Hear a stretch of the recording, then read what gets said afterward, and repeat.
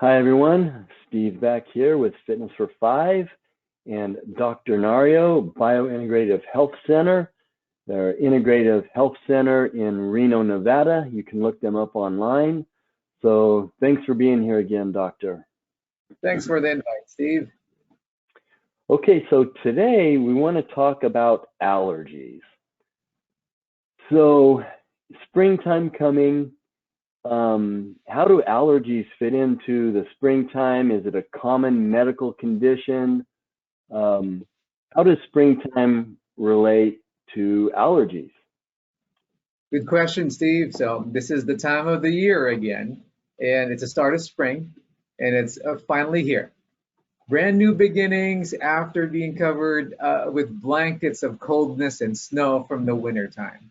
And nature responds with blossoming fragrances of earthly flowers, and what a wonderful feeling for everybody. Until we start to feel the runny nose, teary eyes, nasal drips, and sneezing episodes, which leads to bad congestion. And it's an indication that the sunrise of spring actually is the start of the dreaded seasonal allergies. And this is the scream, the silent scream of your immune system reacting to unwanted particulates in the air, leading to the yearly suffering. Hmm. Okay, so can you give us just some interesting statistics about seasonal allergies? What do you got there? Well, a good introduction would be giving you some numbers here. So in order for our audience to really understand how much of an impact allergies are having in our population. So the statistics in the US that we can snip on, according to the Asthma and Allergy Foundation of America, mold spores, trees, grasses, and even wood pollens are considered few of the most common outdoor allergens that we encounter every day, and which are bad triggers. Another one would be 6.1 million of children and 20 million of adults are affected by hay fever. Thus, yeah, seasonal allergies. And another interesting fact here is white children are more likely to have hay fever than African American children. And this was a statistic done on 2015. Now, I'm sure because of COVID, everybody's just inside the house. This could be a little bit higher, but makes you think that what is the difference or what happens with the immune system of the white children or Caucasian children versus the African American population. So that makes you think about the deeper things of this specific condition. That's interesting. So I know sometimes people say, "Well, I have a cold," but they don't. They have allergies. So, what are some of the symptoms? How can you tell maybe a cold from seasonal allergies? You know, what are the symptoms that can help us kind of or indicate what it is? Well, Steve, the thing here is we always have a label for the symptoms of seasonal allergies. And these are it ranges from mild to severe. Most common would be sneezing, runny nose, stuffy nose, watery eyes and itchy sinuses, throat and even ear canal congestion, and postnasal drips or postnasal drainage. And that's the scratchy throat that we feel every time we talk. Less common ones would be headache, shortness of breath, wheezing, and coughing. And hay fever can also coincide with asthma. If you have both asthma and hay fever, this is actually one of the worst combinations that you could have during this specific season. And going back to your question about the flu, or even, yeah, let's get COVID in there. The thing here is most of the time with seasonal allergies, you would not spike a fever unless there's an underlying infection that's going on.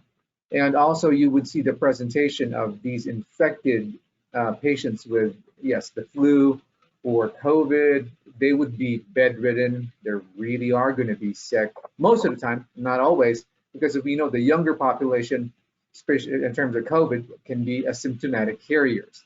That's why these are just the common things or clinical presentation that we need to keep an eye on on how to differentiate which one is which. Okay, so what's the cause of seasonal allergies? And are allergies more prominent in the spring? Is it the fall? Is it the summer? Is it the winter? So what is the cause? What is the root of allergies? And is springtime really, when we really get hit with this? Or explain that. Well, spring, as you know, Steve, is when everything's blossoming, everything's coming out. And they were just so excited to get out there because winter was holding them down. And number one cause that we can point out are the trees. And most of the time, springtime actually is the time when trees starts to bloom up. And birch is one of the most common offenders in northern latitudes, where hay fever is actually being shown to be reactive to the pollens around us. And other allergenic trees in North America include cedar, alder, horse chestnut, willow, and poplar. So these, as you can see, these are all environmental triggers. But so I'm gonna throw a wrench in there. In Japan, as we all know, they also have different seasons there. Increase in seasonal allergies are due to the shift in diet. How is that connected? He's running all seary eyes with it. But well, the thing here is they found out in Japan, increase in animal meat consumption was the suspect of a deeper investigation that actually showed more. And they found out that the contamination of these meat products, they found what we call alkyl phenols. There, that's pretty scientific, but it's actually a chemical in animal meat, and it's known really to imitate estrogen and disrupts the hormonal functions of human beings. And this specific chemical increases the allergy-induced inflammation.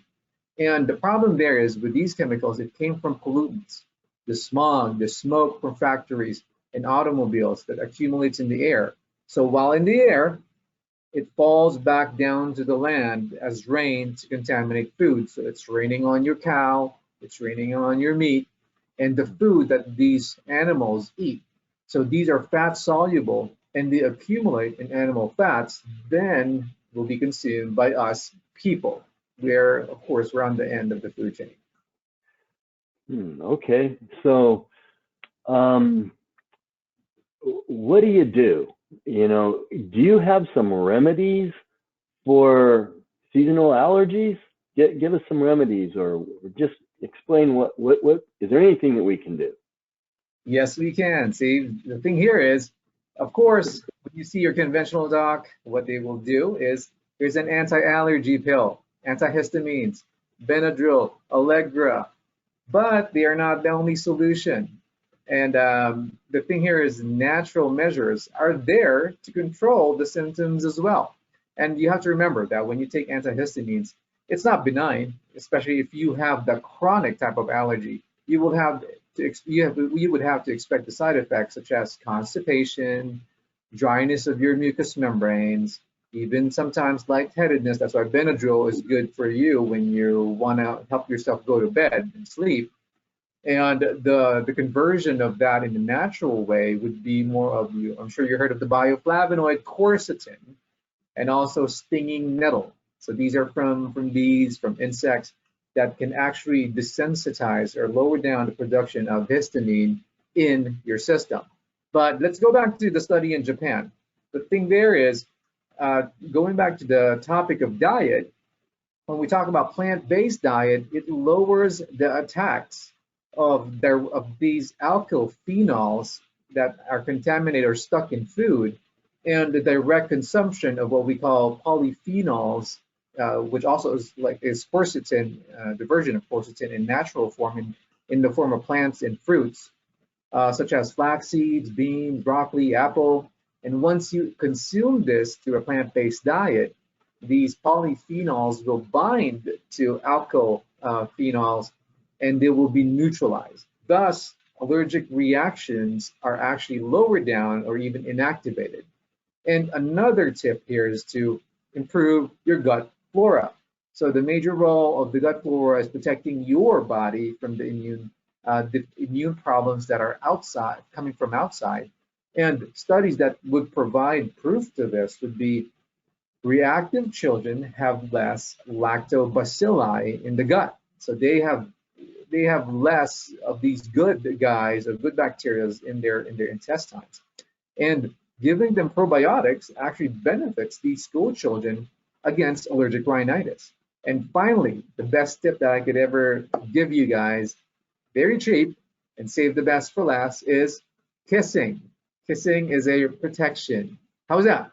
Kissing for at least 30 minutes lowers their allergic reactions of these specific subjects or patients who have these seasonal allergies. The only bad side effect will be a sore lip. The thing here is, it was compared to 30 minutes of hugging, which actually revealed no benefit at all. And it's just a longer time of kissing, but make sure you're not going to get a sexual harassment case going. So kiss away, people. I mean, I don't have to write down a prescription pad. And in the clinic, we can actually help you with Myers Cocktail. Myers Cocktail helps the immune system, vitamins, all enriched in a bag. So by understanding this, we can actually enjoy our surroundings freely and literally, and we can wake up and smell the roses for spring. Wow, kissing. Okay. So does it matter what we kiss? I mean, what if you don't have a girlfriend, boyfriend, wife, husband? Can you just kiss anything? Well, so here's the theory behind this. So when you induce kissing, this is actually an act that promotes endorphin. So endorphins actually are getting released, and as we all know, these are the feel-good hormones in our system, which are also anti-inflammatory. So you're right. Maybe maybe the little doll that you practice on can actually provide that, and right. You won't go wrong with a real person too. Well, Doc, you always give our audience such great advice, so we appreciate it. And, that's Dr. Nario, Biointegrative Health Center. I'm Steve with Fitness for 5, CEO of Fitness for 10, and we will see you next time. Thanks, Steve.